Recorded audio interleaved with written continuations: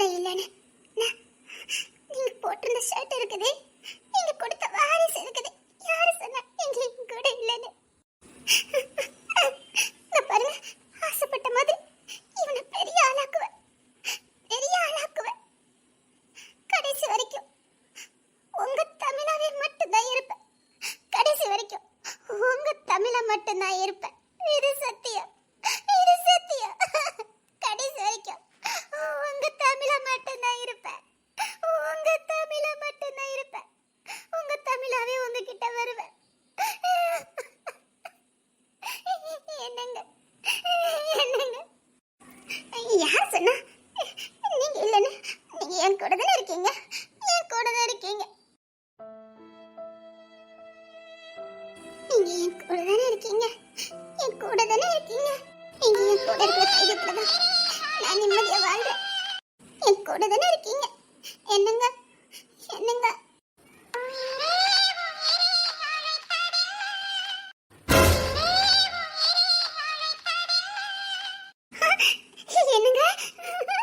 என்னங்க, நான் உன்னாட்டு எங்கடி போவேன்?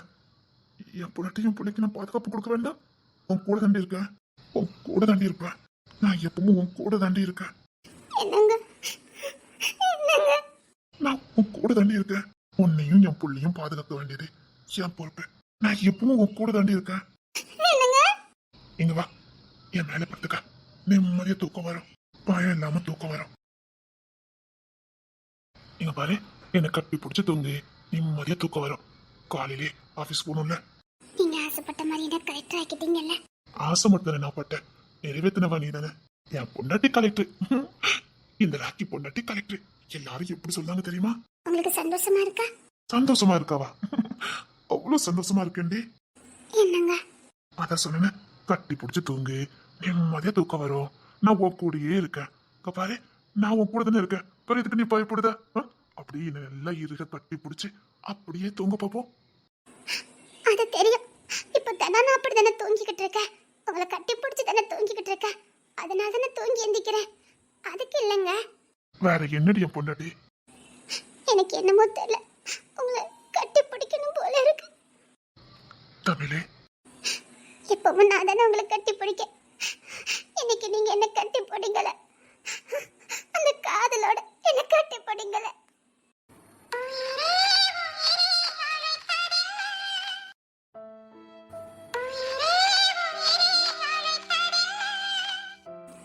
என்னங்க, என்ன முன்னாடி ஒரு நிமிஷம் கூட பிரிய விட மாட்டீங்க.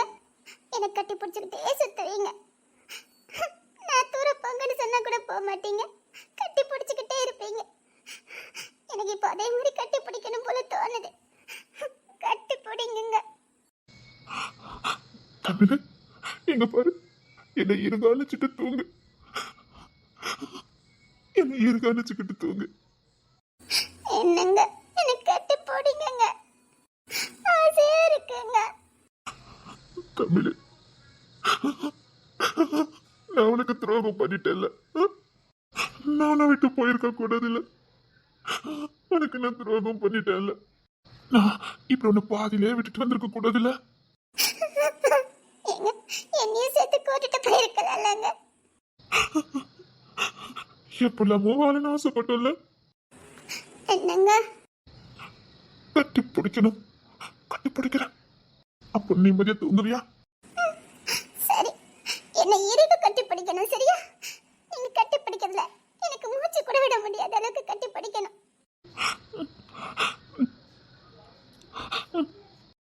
நல்லா கட்டி பிடிங்க, நான் தூங்கணும்.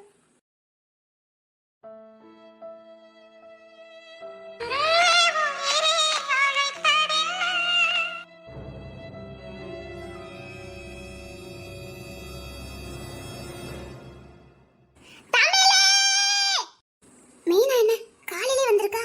என்னடி, சீக்கிரம் வா. நில்லு நில்லு, பரவாயில்ல, மெதுவா வா. அப்பா, நீ வேலைக்கு போயிட்டியோ நினைச்சு ரொம்ப பயந்துகிட்டே ஓடி வந்தேன். ஏன் ஆபீஸ் வந்து பார்க்க வேண்டியதுதானே? அப்படி என்னடி அவசரம்? அவசரம் இல்ல, சந்தோஷமான செய்தி. சந்தோஷமான செய்தியா? என்னடி அதுவா? நேத்து உன்னை பார்த்துட்டு போனதுக்கு அப்புறம் எனக்குள்ள ஏகப்பட்ட தைரியம் பாத்துக்க. ஒரு பொண்ணால எதுவும் முடியும்னு உன்னை பார்த்ததுக்கு அப்புறம் எனக்கு தனி தைரியம் வந்துட்டு. அதனால என்ன ஆனாலும் பரவாயில்லன்னு தைரியத்தோட தான் வீட்டுக்கு போனேன் பாத்துக்க. அது உன் ட்ரெஸ்ஸை பார்த்தாலே இப்ப தெரியுது. என்னடி அதுவா? என்ன? அது ஒண்ணு இல்ல தமிழே. நானும் வீட்டுக்கு போகும்போது யோசிச்சுக்கிட்டே போனேன். நம்ம என்ன வாழ்க்கை வாழ்றோம்? நம்ம யாருக்கும் துரோகம் பண்ணல. நம்ம உண்மையா தானே வாழ்ந்துட்டு இருக்கோம். பிறகு எதுக்கு இந்த சதீஷ் நம்ம கிட்ட இப்படிலாம் நடந்துக்கிறாரு? இப்போ நான் அவருக்கு துரோகம் பண்ணிக்கிட்டு இருக்கேன், அவருக்கு சரியான மனைவியா நடந்துக்கலன்னா அவர் என்ன அப்படி நடந்துக்கல ஒரு நியாயம் இருக்குது. எதுவுமே இல்லாதப்போ தப்பு ஃபுல்லா அவர் பண்ணிக்கிட்டு மேலும் மேலும் என்ன காயப்படுத்துறது யாரோட தப்பு? அது முழுக்க முழுக்க சதீஷ் தப்பு தான். எனக்கு துரோகம் பண்ணலாமா சொல்லு? மனைவி அசிங்கமா இருந்தாலும் பரவாயில்ல, அவ எப்படி இருந்தாலும் பரவாயில்ல, அவ மனைவி. அதுக்கான எனக்கு கொடுக்கணுமா கொடுக்க கூடாதா? எனக்கான ஸ்தானத்தை இன்னொருத்திக்கு கொடுக்கலாமா? நான் மனைவி, என் இடத்த இன்னொருத்திக்கு கொடுக்கலாமா சொல்லு? அவர் வெட்ட பகிர்ந்துட்டு வருவாரா, இங்க என் கூட சேர்ந்து வாழ்வாரா? அது என்ன கொச்சப்படுத்தி என்ன அசிங்கப்படுத்துறதுக்கு சமம் தானே? கண்டிப்பா. நான் இப்படி இங்க போகும்போது எனக்கு நானே கேள்வி கேட்டுக்கிட்டே போனேன். ஒருவேளை என் மேல ஏதாவது தப்பு இருக்கான்னு யோசிச்சுக்கிட்டே போனேன். ஒருவேளை நான் அழகா இல்லையோ அதனால வேற ஒருத்தி தேடி போயிட்டாரோ அப்படின்னு யோசித்து பார்த்தா நான் மனைவி. எப்படி இருந்தா என்ன? நான் மனைவி பிடிச்சதானே எங்கள்கிட்ட தாலி கட்டினாரு. அது மட்டும் இல்ல, நான் ஒரு குழந்தைக்கு தாய். ஒரு தாய் எப்படி இருப்பாளோ அப்படிதான் நான் இப்ப இருக்கேன். அவர் ஒரு தகப்பங்கத மறந்துட்டாரு, ஒரு பிள்ளைக்கு தகப்பங்கத மறந்துட்டாரு. தப்பு ஏன் மேல இல்ல. நான் எப்பவும் புது பொண்ணு மாதிரி இருக்க முடியாது. ஒரு குழந்தைக்கு தாய், ஒரு வீட்டுக்கு மருமகா, நான் அப்படிதான் இருக்க முடியும். அவர்தான் தப்பா நடந்திருக்காரு. என் மேல எந்த தப்புமே இல்லைங்கத நான் நல்ல ஆணித்தரமா உணர்ந்துட்டு தான் வீட்டுக்கு போனேன். சின்ன வரமாட்டேங்கிறா. மீனா, குடிக்க பால் கொண்டு வா, தூக்கம் வருது, சீக்கிரம். மீனா,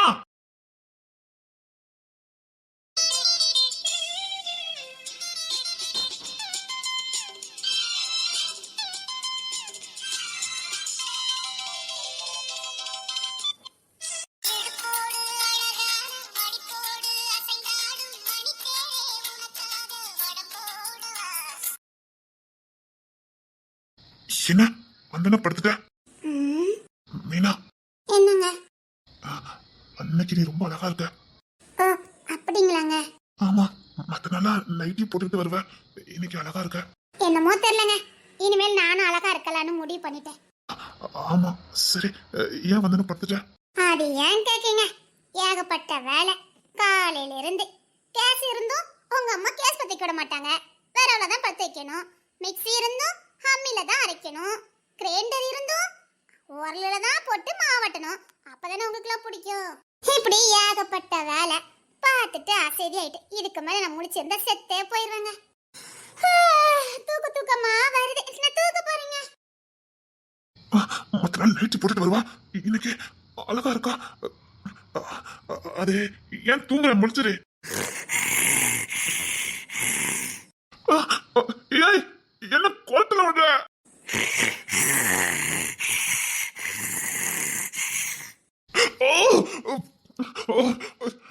அழகா வந்தா சரியான பார்த்தா இப்படி கோலத்தை போட்டு தூங்குறோம். மத்த நாள் அழுக்கு நீச்சு போட்டுட்டு வந்து பக்கத்துல இருப்பா. ஐயோ, அப்பெல்லாம் தூங்க மாட்டா. அப்போ பட்டு பட்டு முடிச்சுட்டு உட்காந்துருப்பா. இருமோனே, இதுதான் ஆரம்பம். உங்களை மாதிரி ஆள்கிட்டலாம் வாக்குவாதம் பண்ணிலாம் ஜெயிக்க முடியாது, சண்டை போடவும் முடியாது. ஆனா இந்த ஐடியா நல்லா இருக்குது. அழகா இருப்பேன், ஆனா நீ பக்கத்துல கூட நெருங்க முடியாது.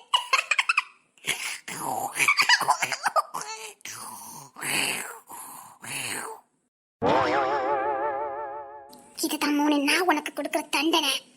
என்ன தொட நினைச்ச கூட நீ தொட முடியாது. மீனா,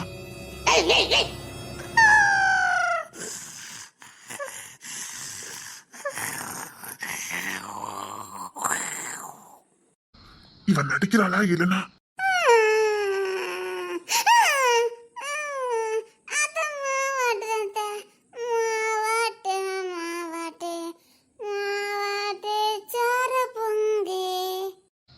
ஏகப்பட்ட வேலை பார்த்து கிறுக்கு பிடிச்சிட்டு நினைக்கிறேன்.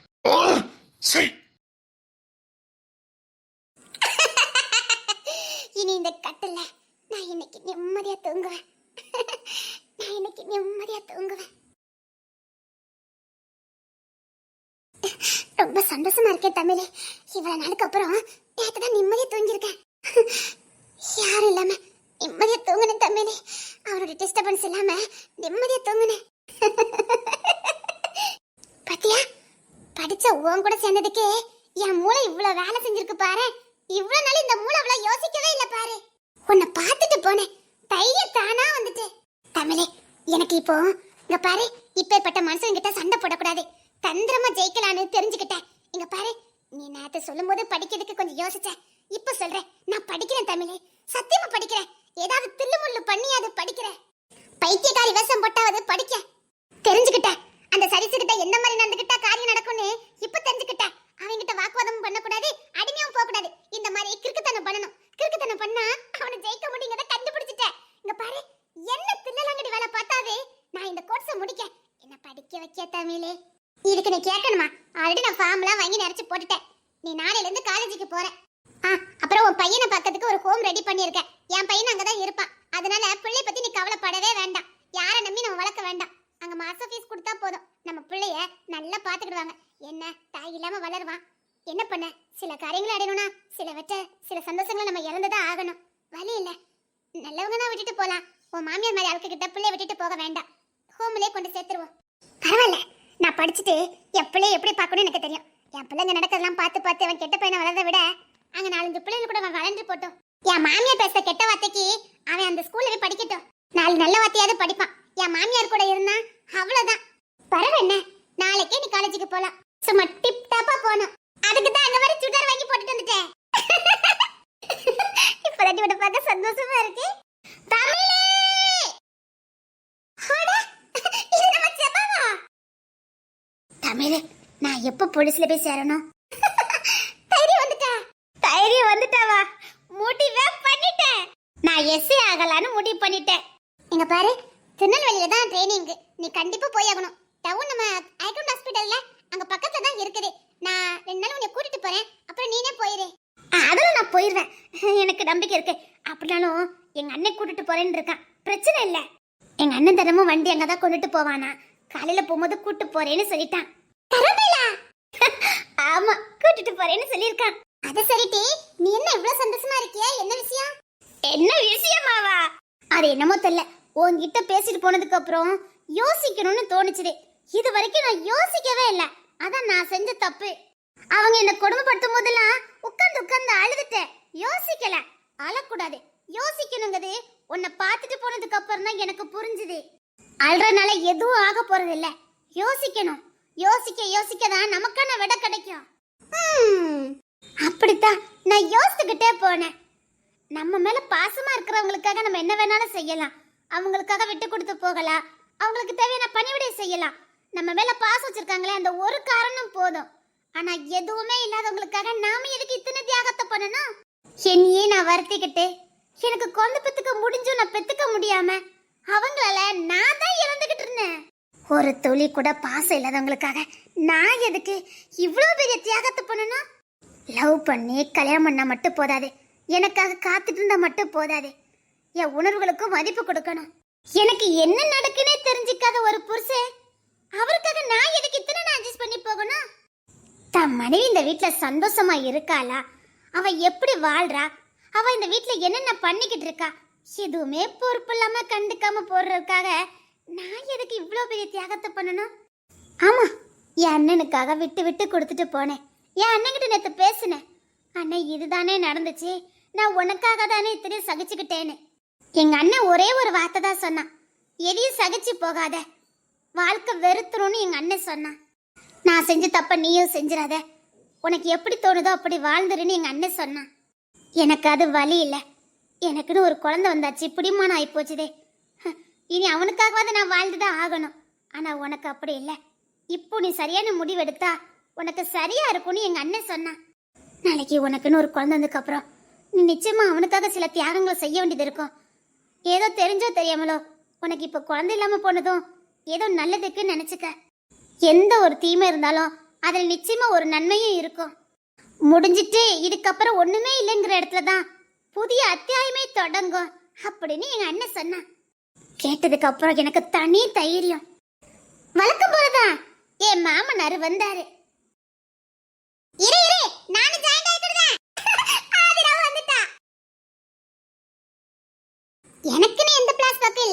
பிளாஸ்பேக்னு சொன்னா அவன் தான் சொல்லணும். வழக்கமா தான் நான் அத பாடா படுத்திட்டு வந்திருக்கேன். இதெல்லாம் பத்தாது, அவனுக்கு நான் எக்கச்சக்க கொடுக்கணும். இன்னும் நான் ஆரம்பிக்கவே இல்ல. இனிமேதான் ஆரம்பிக்கவே செய்வேன். நீ நடத்து. விட மாட்டேன், விடவே மாட்டேன்.